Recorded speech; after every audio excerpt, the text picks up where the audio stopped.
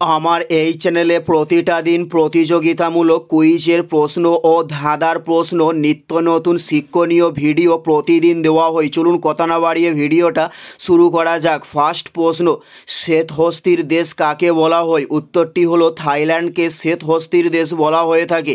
উত্তরটি হলো Thailand. Next প্রশ্ন, 1876 খ্রিস্টাব্দে ভারতসভা কে গঠন করেন? উত্তরটি হলো সুরেন্দ্রনাথ বন্দ্যোপাধ্যায়। নেক্সট প্রশ্ন, কবে মানব উন্নয়ন সূচক উদ্ভাবিত হয়? উত্তরটি হলো 1991 সালে মানব উন্নয়ন সূচক উদ্ভাবিত করা হয়। নেক্সট প্রশ্ন, কোনটি বায়ুর গতিবেগ নির্ণায়ক যন্ত্র? উত্তরটি হলো অ্যানোমিটার। বায়ুর গতিবেগ নির্ণায়ক যন্ত্র, উত্তরটি হলো অ্যানোমিটার। নেক্সট প্রশ্ন, পেনিসিলিন কে আবিষ্কার করেন? উত্তরটি হলো আলেকজান্ডার ফ্লেমিং পেনিসিলিন আবিষ্কার করেন। নেক্সট প্রশ্ন, ভারতের জাতীয় পতাকা কোন কাপড়ের তৈরি? উত্তরটি হলো খাদি কাপড়ের তৈরি ভারতের জাতীয় পতাকা।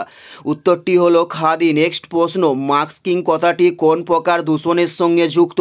উত্তরটি হলো শব্দ দূষণের সঙ্গে মাস্কিং কথাটি যুক্ত। নেক্সট প্রশ্ন, কান্ডালা বন্দরটি কোন রাজ্যে অবস্থিত? উত্তরটি হলো গুজরাট রাজ্যে অবস্থিত কান্ডালা বন্দরটি।